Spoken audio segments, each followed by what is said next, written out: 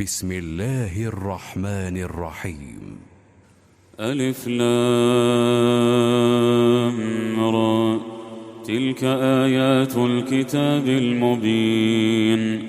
إنا أنزلناه قرآنا عربيا لعلكم تعقلون. نحن نقص عليك أحسن القصص بما أوحينا إليك هذا القرآن وإن كنت من قبله لمن الغافلين. إذ قال يوسف لأبيه يا أبت إني رأيت 11 كوكبا والشمس والقمر رأيتهم لي ساجدين. قال يا بني لا تقصص رؤياك على إخوتك فيكيدوا لك كيدا إن الشيطان للإنسان عدو مبين. وكذلك يجتبيك ربك ويعلمك من تأويل الأحاديث ويتم نعمته عليك وعلى آل يعقوب كما أتمها على أبويك من قبل إبراهيم وإسحاق إن ربك عليم حكيم. لقد كان في يوسف وإخوته آيات للسائلين إذ قالوا ليوسف وأخوه أحب إلى أبينا منا ونحن عصبة إن أبانا لفي ضلال مبين. اقتلوا يوسف أو اطرحوه أرضا يخل لكم وجه أبيكم وتكونوا من بعده قوما صالحين. قال قائل منهم لا تقتلوا يوسف وألقوه في غيابة الجب يلتقطه بعض السيارة إن كنتم فاعلين. قالوا يا أبانا ما لك لا تأمنا على يوسف وإنا له لناصحون أرسله معنا غدا يرتع ويلعب وإنا له لحافظون. قال إني ليحزنني أن تذهبوا به وأخاف أن يأكله الذئب وأنتم عنه غافلون. قالوا لئن أكله الذئب ونحن عصبة إنا إذا لخاسرون. فلما ذهبوا به وأجمعوا أن يجعلوه في غيابة الجب وأوحينا إليه لتنبئنهم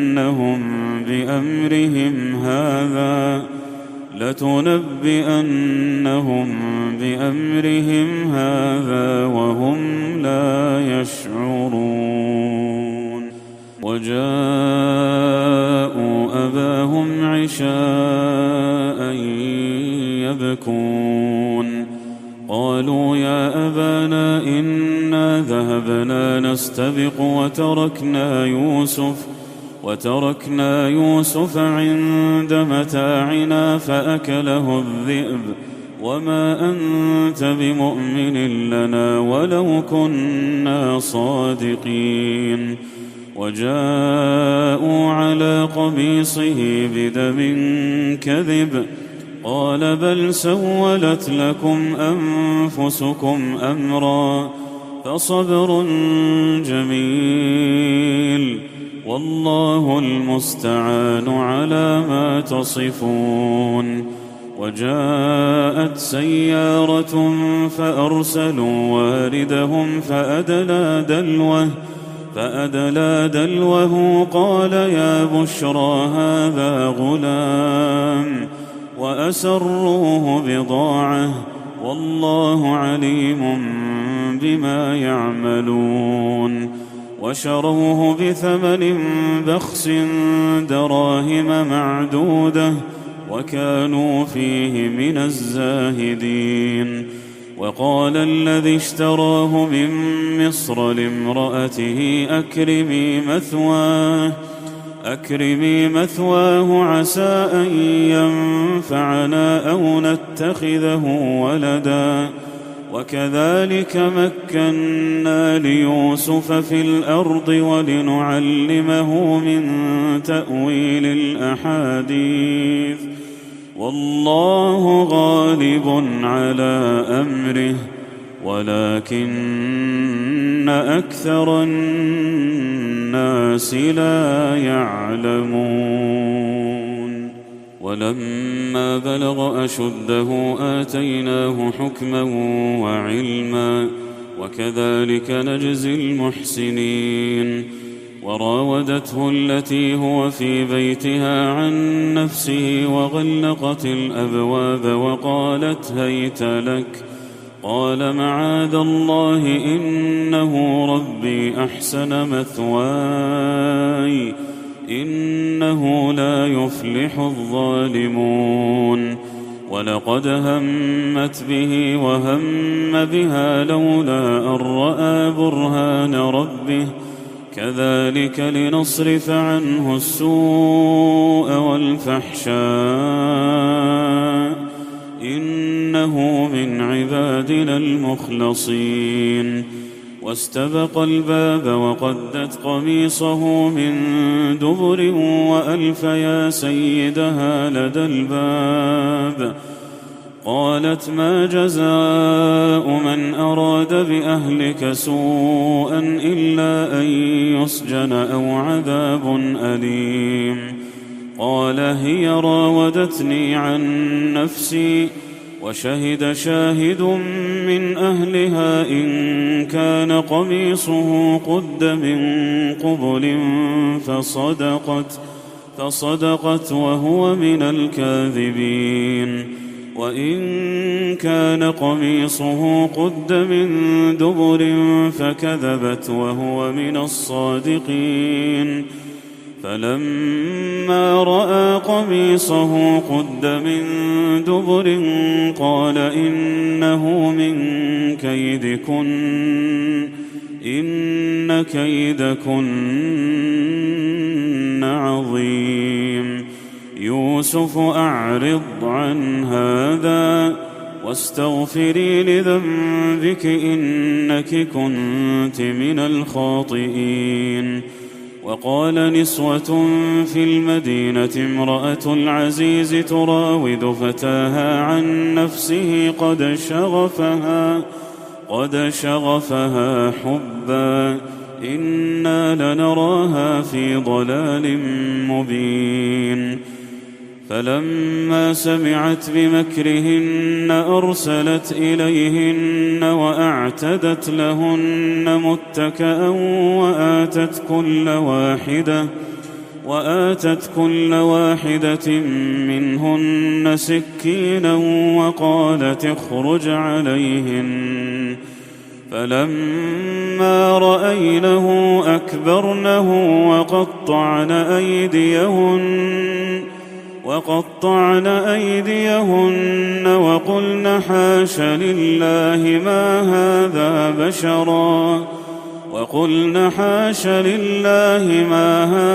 بشرا إن هذا إلا ملك كريم.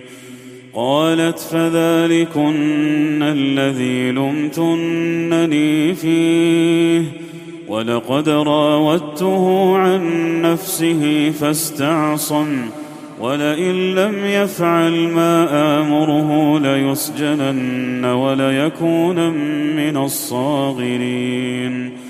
قال رب السجن أحب إلي مما يدعونني إليه وإلا تصرف عني كيدهن أصب إليهن وأكن من الجاهلين. فاستجاب له ربه فصرف عنه كيدهن إنه هو السميع العليم. ثم بدا لهم من بعد ما رأوا الآيات ليسجننه حتى حين.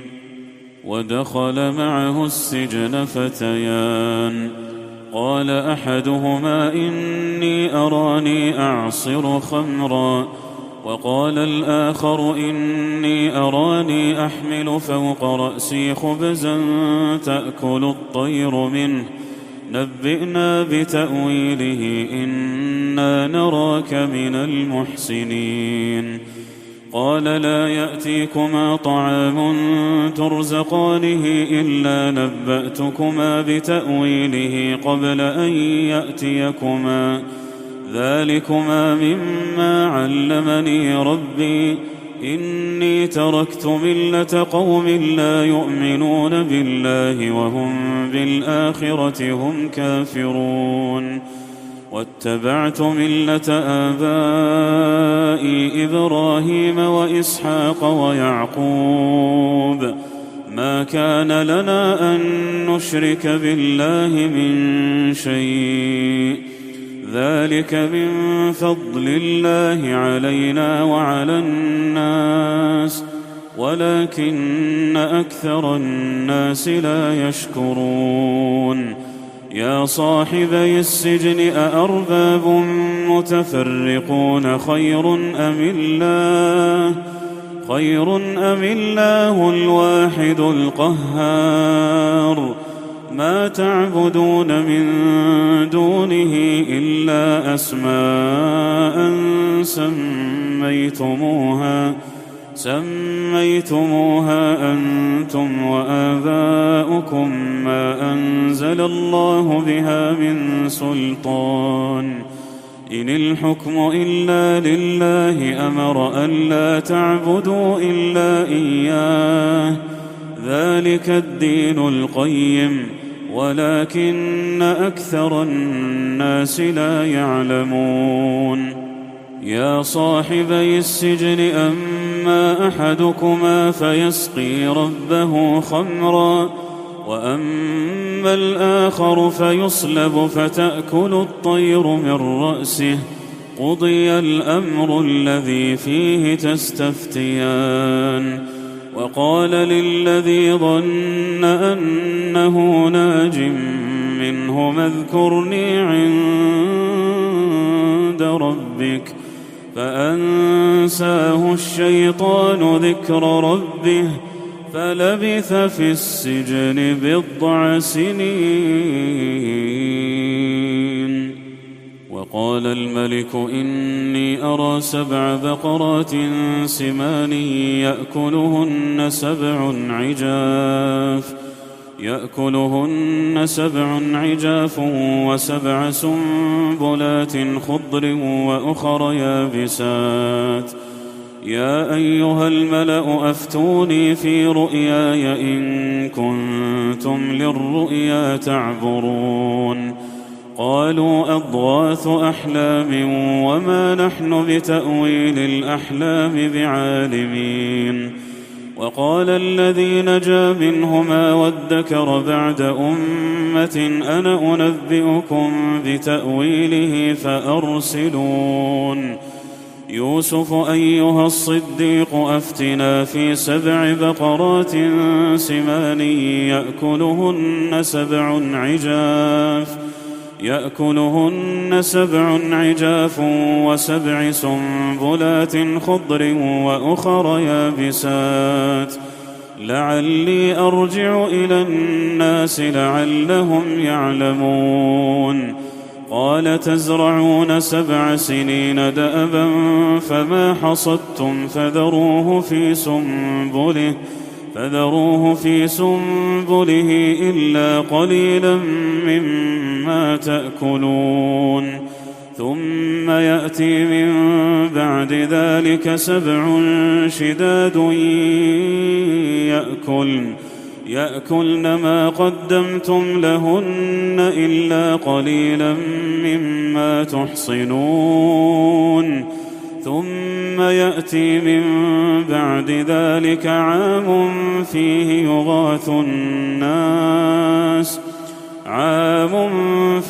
يغاث الناس وفيه يعصرون. وقال الملك ائتوني به، فلما جاءه الرسول قال ارجع إلى ربك فاسأله ما بال النسوة اللاتي قطعن أيديهن إن ربي بكيدهن عليم.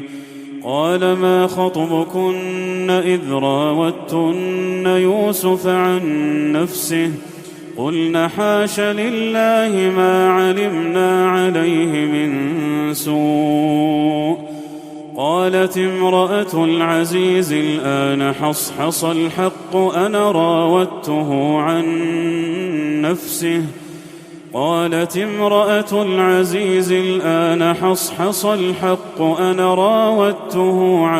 نفسه وإنه لمن الصادقين. ذلك ليعلم أني لم أخنه بالغيب وأن الله لا يهدي كيد الخائنين.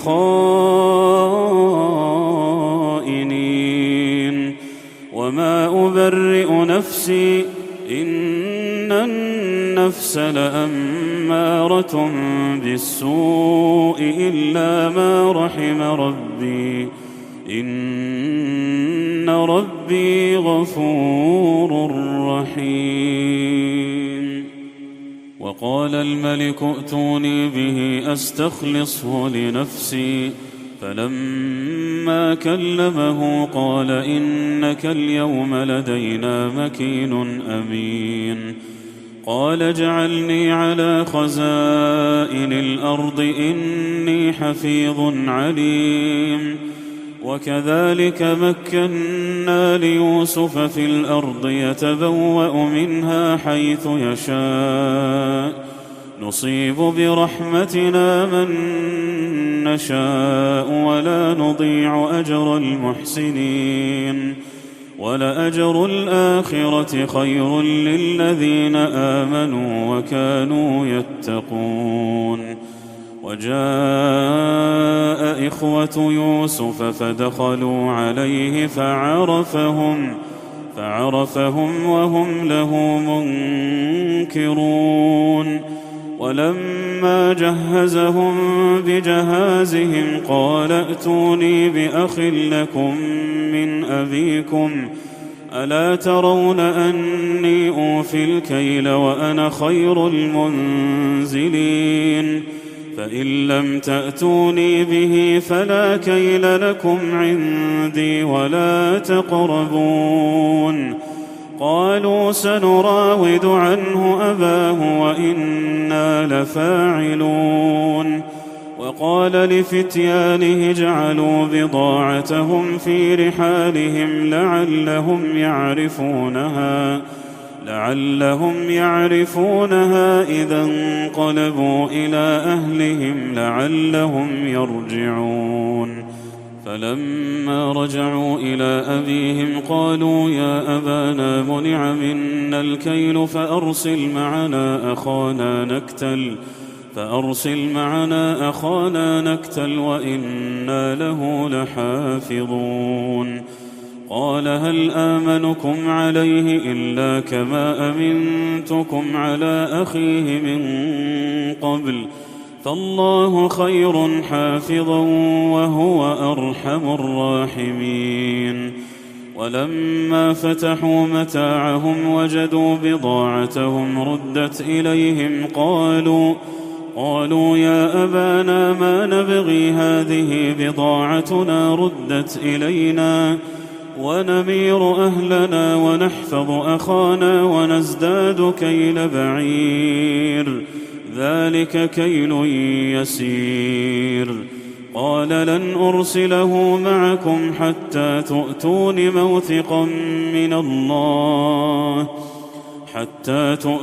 موثقا من الله لتأتونني به إلا أن يحاط بكم. فلما آتوه موثقهم قال الله على ما نقول وكيل. وقال يا بني لا تدخلوا من باب واحد وادخلوا من أبواب متفرقة وما أغني عنكم من الله من شيء إن الحكم إلا لله عليه توكلت وعليه فليتوكل المتوكلون. ولما دخلوا من حيث أمرهم أبوهم ما كان يغني عنهم من الله من شيء إلا حاجة في نفس يعقوب قضاها وإنه لذو علم لما علمناه ولكن أكثر الناس لا يعلمون. ولما دخلوا على يوسف آوى إليه أخاه قال إني أنا أخوك فلا تبتئس بما كانوا يعملون. فلما جهزهم بجهازهم جعل السقاية في رحل أخيه ثم أذن مؤذن أيتها العير إنكم لسارقون. قالوا وأقبلوا عليهم ماذا تفقدون؟ قالوا نفقد صواع الملك ولمن جاء به حمل بعير وأنا به زعيم. قالوا تالله لقد علمتم ما جئنا لنفسد في الأرض وما كنا سارقين. قالوا فما جزاؤه إن كنتم كاذبين؟ قالوا جزاؤه من وجد في رحله فهو جزاؤه كذلك نجزي الظالمين. فبدأ بأوعيتهم قبل وعاء أخيه ثم استخرجها من وعاء أخيه كذلك كدنا ليوسف ما كان ليأخذ أخاه في دين الملك إلا أن يشاء الله نرفع درجات من نشاء وفوق كل ذي علم عليم. قالوا إن يسرق فقد سرق أخ له من قبل فأسرها يوسف في نفسه ولم يبدها لهم. قال أنتم شر مكانا والله أعلم بما تصفون. قالوا يا أيها العزيز إن له أبا شيخا كبيرا فخذ أحدنا مكانه إنا نراك من المحسنين. قال معاذ الله أن نأخذ إلا من وجدنا متاعنا عنده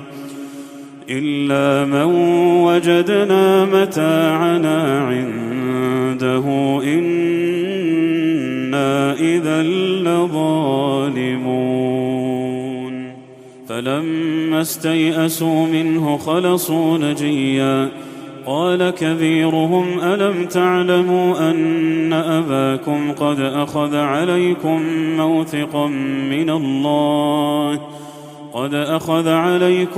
موثقا من الله ومن قبل ما فرطتم في يوسف فلن أبرح الأرض حتى يأذن لي أبي أو يحكم الله لي وهو خير الحاكمين. ارجعوا إلى أبيكم فقولوا يا أبانا إن ابنك سرق وما شهدنا إلا بما علمنا وما كنا للغيب حافظين. واسأل القرية التي كنا فيها والعير التي أقبلنا فيها وإنا لصادقون. قال بل سولت لكم أنفسكم أمرا فصبر جميل عسى الله أن يأتيني بهم جميعا إنه هو العليم الحكيم. وتولى عنهم وقال يا أسفا على يوسف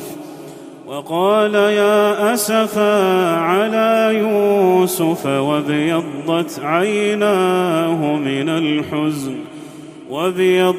عيناه من الحزن فهو كظيم.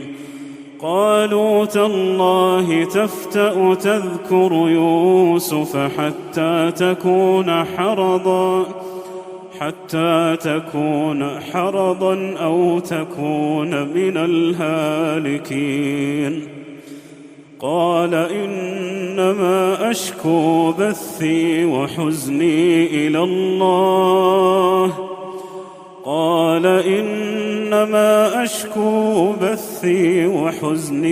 إلى الله وأعلم من الله ما لا تعلمون. يا بني يذهبوا فتحسسوا من يوسف وأخيه ولا تيأسوا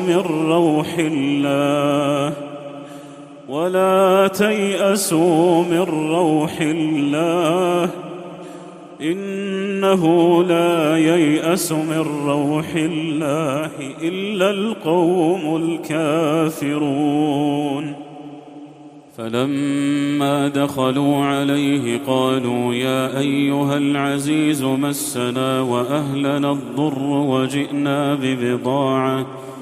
وجئنا ببضاعة مزجاة فأوف لنا الكيل وتصدق علينا إن الله يجزي المتصدقين. قال هل علمتم ما فعلتم بيوسف وأخيه إذ أنتم جاهلون؟ قالوا أئنك لأنت يوسف؟ قال أنا يوسف وهذا أخي قد من الله علينا إنه من يتق ويصبر فإن الله لا يضيع أجر المحسنين. قالوا تالله لقد آثرك الله علينا وإن كنا لخاطئين. قال لا تثريب عليكم اليوم يغفر الله لكم وهو أرحم الراحمين. اذهبوا بقميصي هذا فألقوه على وجه أبي يأت بصيرا وأتوني بأهلكم أجمعين. ولما فصلت العير قال أبوهم إني لأجد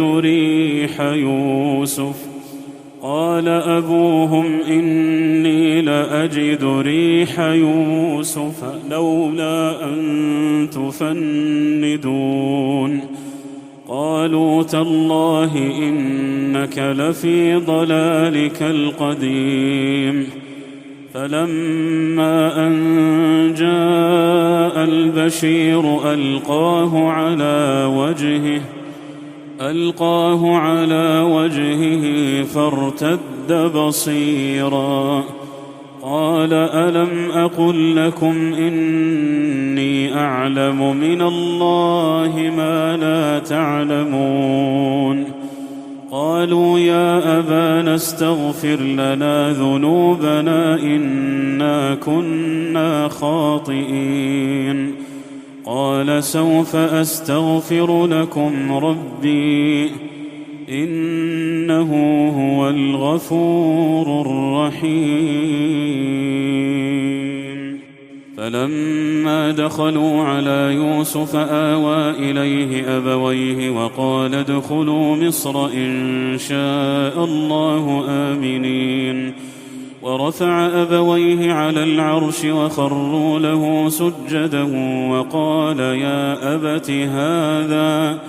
وقال يا أبت هذا تأويل رؤياي من قبل قد جعلها ربي حقا وقد أحسن بي إذ أخرجني من السجن وجاء بكم من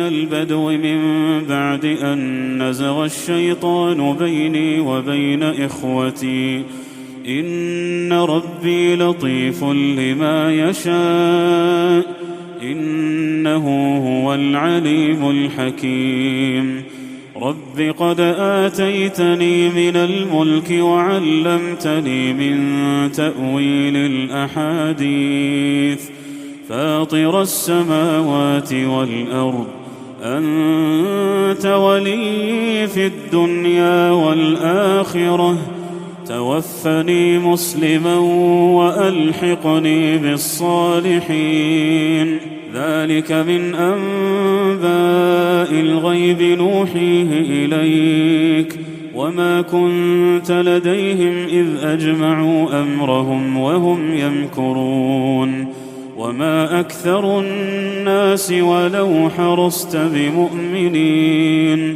وما تسألهم عليه من أجر إن هو إلا ذكر للعالمين وكأين من آية في السماوات والأرض يمرون عليها وهم عنها معرضون وما يؤمن أكثرهم بالله إلا وهم مشركون أفأمنوا أن تأتيهم غاشية من عذاب الله أو تأتيهم الساعة بغتة وهم لا يشعرون قل هذه سبيلي أدعو إلى الله على بصيرة أنا ومن اتبعني وسبحان الله وما أنا من المشركين وما أرسلنا من قبلك إلا رجالا نوحي إليهم من أهل القرى أفلم يسيروا في الأرض فينظروا كيف كان عاقبة الذين من قبلهم ولدار الآخرة خير للذين اتقوا أفلا تعقلون حتى إذا استيأس الرسل وظنوا أنهم قد كذبوا